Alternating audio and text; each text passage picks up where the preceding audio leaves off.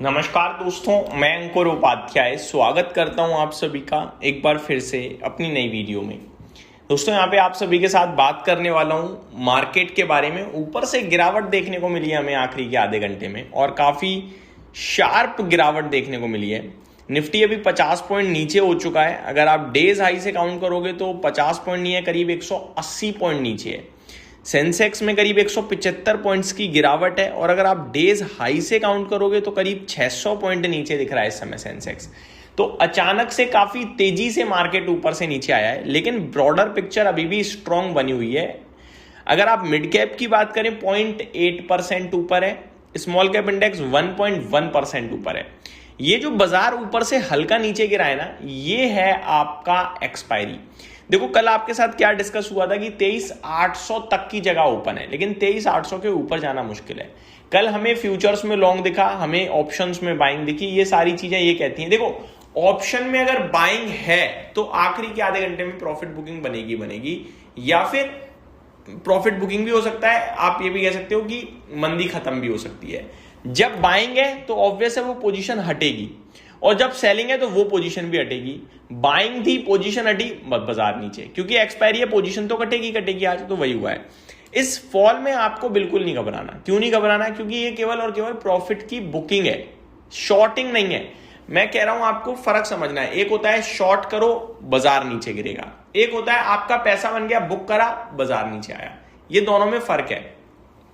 अब बाजार जो नीचे है ये प्रॉफिट बुकिंग की वजह से है। तो ग्लोबल ट्रिगर्स, ग्लोबल मार्केट्स अगर ठीक रहते हैं तो कल आप वापस 23,700 चले जाओगे।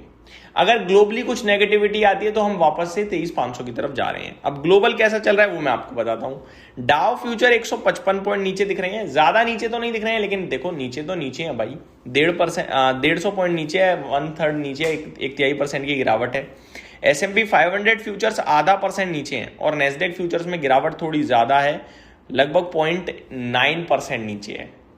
वहीं अगर मैं ऑयल मार्केट की बात करूं तो ब्रेंट क्रूड $110 के ऊपर ट्रेड कर रहा है। लाल निशान में जरूर है 1.5%, लेकिन भैया फिर भी 110.3 पे ट्रेड कर रहा है, तो महंगा ही है। ये सस्ता है तो मानूंगा नहीं इसे। गोल्ड और सिल्वर की क्या ही बात करनी है, ऐसे छोड़ देते हैं। बाकी सिल्वर 2% समथिंग नीचे है, बाकी सब कुछ न्यूट्रल साइड पे ही है, बट लाल ही है, हरा तो कुछ भी नहीं है। एशियन मार्केट्स की अगर आप सभी के साथ डिस्कस करूं तो निक्केई आधा % गिरकर बंद हुआ है, शंघाई में 1% की तेजी है, हैंगसेंग आधा % ऊपर है, कॉस्पी 3% नीचे था। निफ्टी अपना अभी भी लाल निशान में फिसल गया है, ताइवान में 0.2% की गिरावट आप कह सकते हो कि है। यूरोपियन मार्केट्स की बात करें तो फिट्सी आधा % ऊपर है, डेक्स 1% और कैक में भी आधे % से ज्यादा की तेजी है। तो यूरोप अच्छा कर रहा है, एशिया पैसिफिक ज्यादातर नेगेटिव है और भारतीय बाजार ऊपर से नीचे आ गया है। तो डाउ अमेरिका अगर आप देखें तो वो लाल निशान में है। दैट मीन्स संकेत कोई खास अच्छे है नहीं।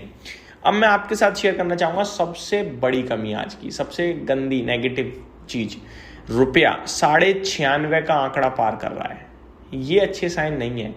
हम 96 की बात कर रहे थे, 98 दिवाली तक, अब ये 97 की तरफ पहुंच गया बड़ी तेजी से। ये तो मतलब ऐसा लग रहा है कि अब रुपया ट्रेड हो रहा है भैया, संभल ही नहीं रहा किसी भी भाव पे। मैं आपको बताना चाहूंगा ये जो धीरे धीरे हर दिन गिर रहा है ना, ये बहुत तेज उछाल मारेगा एक दिन। ये जो रुपए को लगातार शॉर्ट कर रहे हैं इनको ट्रैप करेगा, करेंसी भी ट्रैप करती है, मैं बता रहा हूं। और एक झटके में 1-1.5 रुपए सुधरेगा रुपए। हालांकि वो सुधार टिकेगा नहीं, लेकिन ये सारे करेंसी में ट्रैप हो जाएंगे जो अभी one sided easy money making समझ रहे हैं। जैसे आपने गोल्ड सिल्वर में इजी मनी मेकिंग देखा था ना, कि हर कोई खरीद रहा था, पैसा बना रहा था, 5-5% हर दिन भागा, अचानक 2 दिन में गिर गया था। सेम इसमें भी होगा, अचानक गिरेगा, ठीक है, मतलब कम मजबूत होगा रुपया। तो ये आपके लिए पूरा मार्केट है, ऊपर से करेक्ट हुआ है, अच्छा खासा हुआ है, और ग्लोबल मार्केट्स में सेल ऑफ टाइप दिख रहा है। अमेरिका के बाजार में भी गिरावट के संकेत आ रहे हैं अभी। तो यूरोप एक ऐसा है जो अच्छा कर रहा है, बाकी कुछ अच्छा नहीं कर रहा है। आईटी क्षेत्र 1% ऊपर से नीचे आया है, तो यहां से भी थोड़ी स्ट्रेंथ कम हुई है, बाकी 3% अभी भी ऊपर है। सेक्टर्स जो एक समय पे एक भी लाल निशान में नहीं था, अभी करीब 5 लाल निशान में है। गिरावट कोई बड़ी नहीं है, बस लाल निशान में ही है।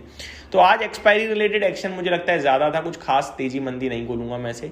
स्टॉक में आपके लिए पॉजिटिविटी भी है आज भरपूर और नेगेटिविटी भी है भरपूर। स्टॉक्स की बात करी जाए तो त्रिवेणी टर्बाइन में 8.5% की तेजी दिख रही है। एंजल वन में आपको 8% से ज्यादा की तेजी दिख रही है। तेजस नेटवर्क्स में 7.25% की तेजी है। टाटा टेक 6.25% ऊपर दिख रहा है आपको। IGIL में भी आपको 6% की तेजी दिख रही है।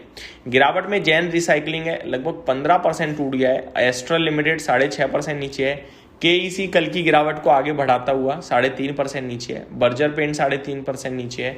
डेटा पैटर्न्स में भी 3% की गिरावट है। ICICI बैंक में आज 5 करोड़ का सौदा हुआ है, डेफिनेटली कुछ बड़ा काम हुआ है इसमें, हालांकि 5% नीचे है। इन्फोसिस में भी 3800 करोड़ का सौदा हुआ है, 4.5% ऊपर है। इसमें और तेजी की संभावना दिखती है मुझे। HDFC बैंक 3000 करोड़ का सौदा। आज देखा जाए तो डेटा थोड़ा स्ट्रांग लग रहा है मुझे, काफी ज्यादा। बाइंग की नहीं बोलूंगा मैं, ज्यादा कामकाज हुआ है ये बोलना चाह रहा हूँ। निफ्टी में आपके लिए 29 स्टॉक्स नेगेटिव हैं, इनफैक्ट 28 नेगेटिव मानिए। बजाज ऑटो बिल्कुल फ्लैट है। Kotak Mahindra bank top loser दिख रहा है आज आपको। अल्ट्राटेक सीमेंट, टाटा कंज्यूमर में भी गिरावट है। 21 स्टॉक्स पॉजिटिव दिख रहे हैं। टॉप गेनर में आपके लिए इन्फोसिस है। बाकी SCL Tech Mahindra, Tata Motor Passenger Vehicles भी अच्छा करते हुए दिख रहे हैं। ये मेरी तरफ से अपडेट थी। Thank you so much for watching this video. Have a great day guys.